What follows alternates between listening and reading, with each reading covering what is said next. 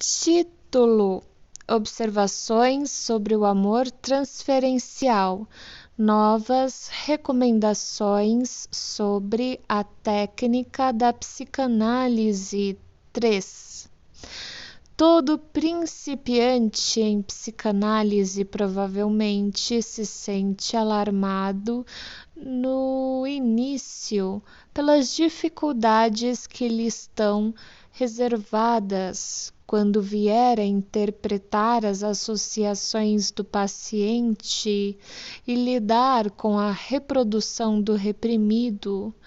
Quando chega a ocasião, contudo, logo aprende a encarar estas dificuldades como insignificantes e, ao invés, fica convencido de que as únicas dificuldades realmente sérias que tem de enfrentar residem no manejo da transferência.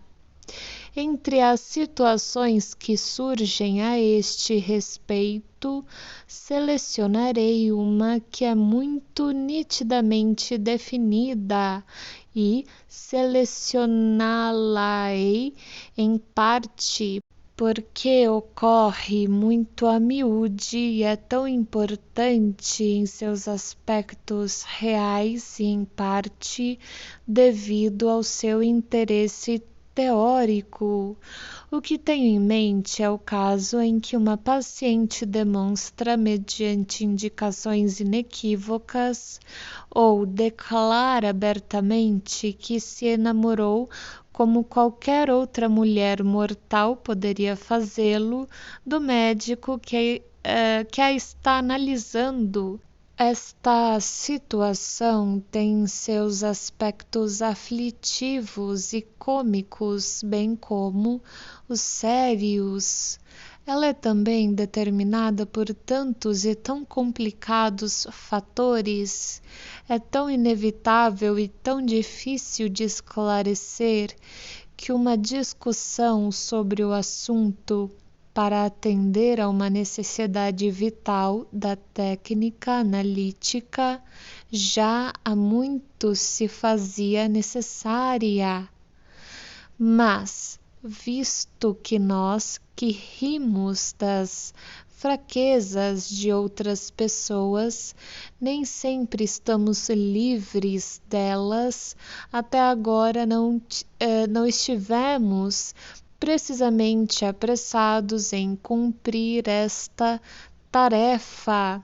Deparamos constantemente com a obrigação à discrição profissional, travessão, discrição que não se pode dispensar na vida real, mas que é inútil em nossa ciência, na medida em que as publicações psicanalíticas também fazem parte da vida real. Temos aqui uma contradição insolúvel. Recentemente desprezei esta questão da discrição a certa altura e demonstrei como esta mesma situação transferencial retardou o desenvolvimento da terapia psicanalítica durante sua primeira década. Para um leigo instruído, a pessoa civilizada e ideal em relação à psicanálise, as coisas que se relacionam com o amor são incomensuráveis. Acham-se, por assim dizer, escritas numa página especial em que nenhum outro texto é tolerado. Se uma paciente enamorou-se de seu médico, parece a tal leigo que são possíveis apenas dois desfechos. Um que acontece de modo comparativamente raro é que todas as circunstâncias permitam uma união legal e permanente entre eles. O outro, mais frequente, é que médico e paciente se separem e abandonem o trabalho que começaram e que deveria levar ao restabelecimento dela, como se houvesse sido interrompido por algum fenômeno elementar. Há, sem dúvida, um terceiro desfecho concebível, que até mesmo parece compatível com a continuação do tratamento.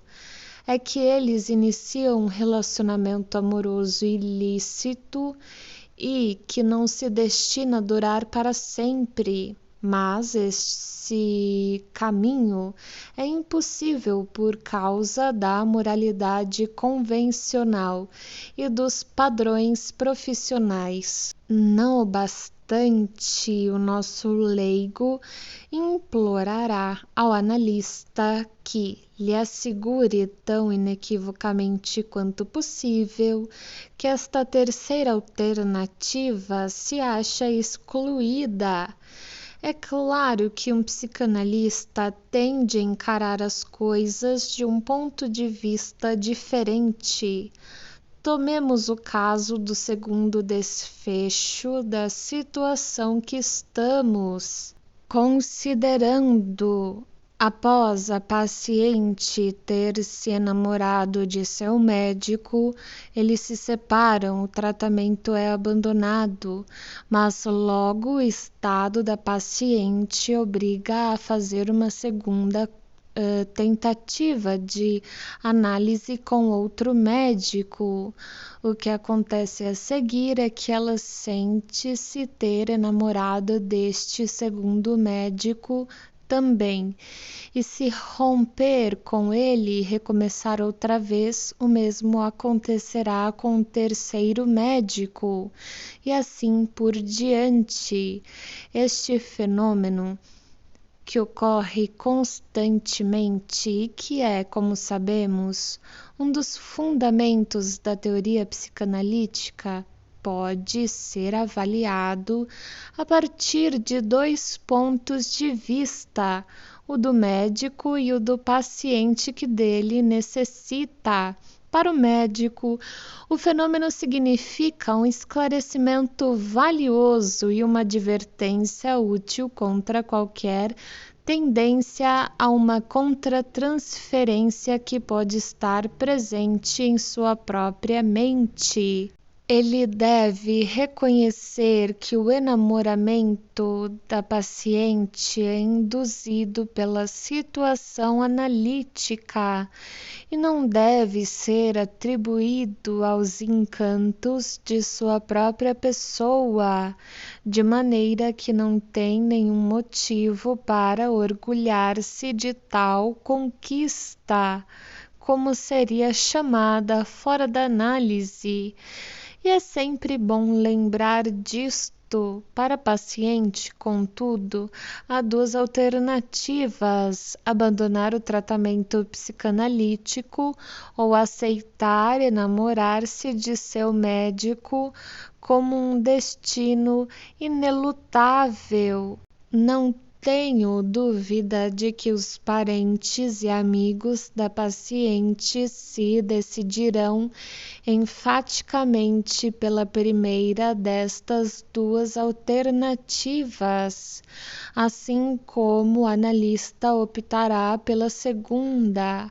Mas acho que temos aqui um caso em que a decisão não pode ser deixada ao terno, travessão, ou antes egoísta e ciumento, travessão. Cuidado dos parentes. Somente o bem-estar da paciente deveria ser a pedra de toque. O amor dos parentes não pode insistir que é indispensável para a consecução de certos fins. Qualquer parente que adote a atitude de Tolstói em relação ao problema pode permanecer na posse imperturbada de sua esposa ou filha, mas terá de tentar suportar o fato de que ela, de sua parte, mantém a neurose e a interferência com sua capacidade de amar, que aquela acarreta. A situação, afinal, é semelhante à de um tratamento ginecológico. Além disso, o pai ou marido ciumento está grandemente equivocado se pensa que a paciente escapará de enamorar-se do médico se ele entregá-la a algum tipo de tratamento que não análise para combater-lhe a neurose. Pelo contrário, a única diferença será que um amor deste tipo, fadado a permanecer oculto e não analisado, nunca poderá prestar ao restabelecimento da paciente a contribuição que a análise dele teria extraído. Chegou ao meu conhecimento que alguns médicos que praticam a análise preparam frequentemente suas pacientes para o surgimento da transferência erótica, ou até mesmo as instam a abre aspas, ir em frente a enamorar-se do médico, de modo a que o tratamento possa progredir, fecha aspas. Dificilmente posso imaginar procedimento mais insensato. Assim procedendo, o analista priva o fenômeno do elemento de espontaneidade, que é tão convincente e cria para si próprio no futuro obstáculos difíceis de superar. À primeira vista, certamente não parece que o fato de a paciente se enamorar na transferência possa resultar em qualquer vantagem para o tratamento.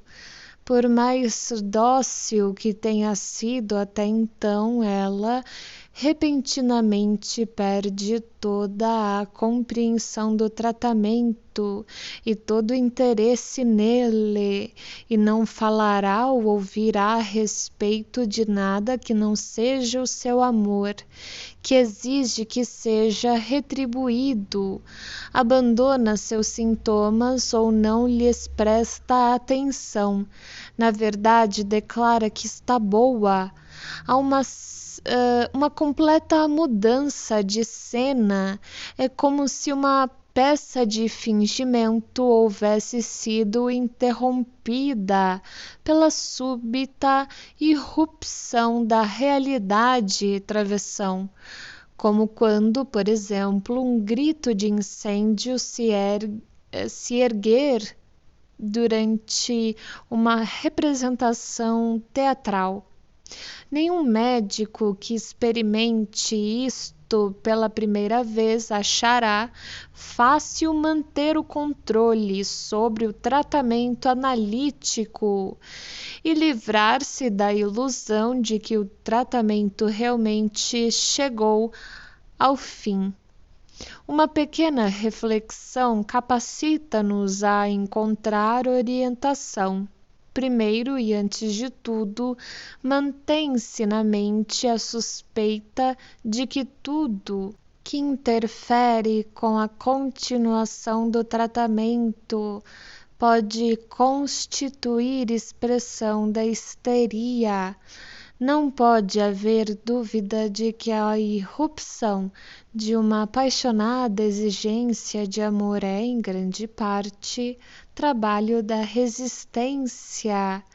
Há muito notaram-se na paciente sinais de uma transferência afetuosa, e pode-se ter certeza de que a docilidade dela, sua aceitação das explicações analíticas, sua notável compreensão e o alto grau de inteligência que apresentava deveriam ser atribuídos a esta atitude em relação ao médico. Agora tudo isto passou. Ela ficou inteiramente sem compreensão interna, insight, e parece estar absorvida em seu amor. Ademais, esta modificação ocorre muito regularmente na ocasião precisa em que se está tentando levá-la a admitir ou recordar algum fragmento particularmente aflitivo e pesadamente reprimido da história de sua vida. Ela esteve namorada, portanto, por longo tempo, mas agora a resistência está começando a utilizar seu amor a fim de estorvar a continuação do tratamento, desviar todo o seu interesse do trabalho e colocar o analista em posição canhestra. Se examinar a situação mais de perto, reconhece-se a influência de motivos que complicam ainda mais as coisas, travessão, dos quais alguns acham-se vinculados ao enamoramento e outros são expressões específicas da resistência. Do primeiro tipo são os esforços da paciente em certificar-se de sua irresistibilidade, em destruir a autoridade do médico, rebaixando-o ao nível de amante e em conquistar todas as outras vantagens prometidas, que são incidentais à satisfação do amor. Com referência à resistência, podemos suspeitar que, ocasionalmente, ela faz uso de uma declaração de amor da paciente como meio de colocar à prova a severidade do analista, de maneira que, se ele mostra sinais de complacência, pode esperar-se chamado à ordem por isso. Acima de tudo, porém, fica-se com a impressão de que a resistência está agindo como um agente provocateur. Ela intensifica o estado amoroso da paciente e exagera sua disposição à rendição sexual, a fim de justificar ainda mais enfaticamente o funcionamento da repressão, ao apontar os perigos de tal licenciosidade. Todos esses motivos acessórios que em casos mais simples podem não se achar presente, foram, como sabemos, encarados por Adler como parte essencial de todo o processo. Mas como deve o analista comportar-se a fim de não fracassar nessa situação? Se estiver persuadido de que o tratamento deve ser levado avante, apesar desta transferência erótica, e que deve enfrentá-la com calma, ser-me-ia fácil enfatizar os padrões universalmente aceitos de moralidade e insistir que o analista nunca deve, em quaisquer circunstâncias, aceitar ou retribuir os ternos sentimentais que lhes são oferecidos, que ao invés disso deve ponderar que chegou sua vez de apresentar à mulher que o ama as exigências da moralidade social e a necessidade de renúncia, conseguir fazê-las abandonar seus desejos e, havendo dominado o lado animal do seu eu, self, prosseguir com o trabalho da análise. Não atenderei, contudo, a estas expectativas, travessão, nem a primeira nem a segunda delas. A primeira, porque não estou escrevendo para pacientes, mas sim para médicos que têm sérias dificuldades com que lutar. E também porque neste caso posso remontar a prescrição moral à sua fonte, ou seja, à conveniência. Encontro-me nesta ocasião na feliz posição de poder substituir o impedimento moral por considerações de técnica analítica, sem qualquer alteração do resultado.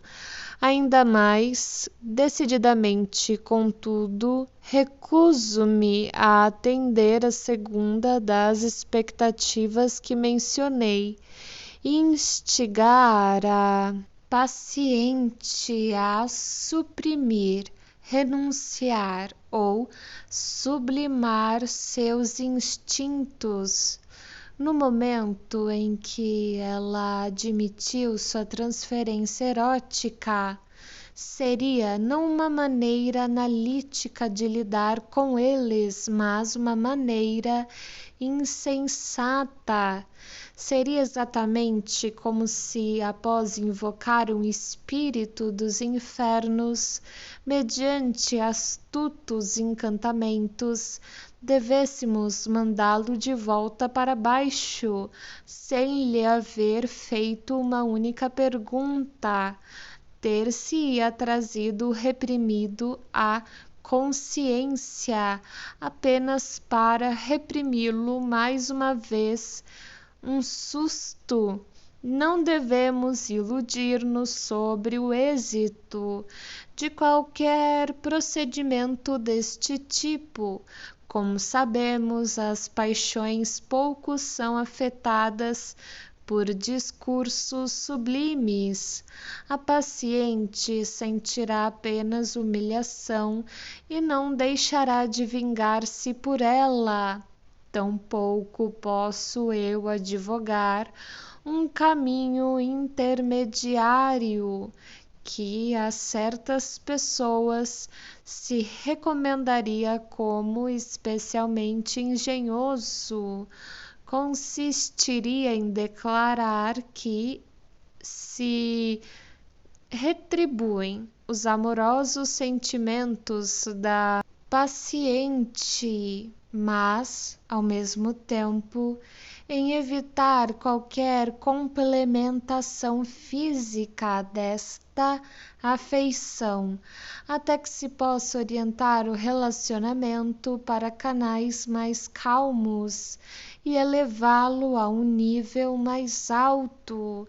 Minha objeção a este expediente é que o tratamento analítico se baseia na sinceridade, e neste fato reside grande parte de seu efeito educativo e de seu valor ético.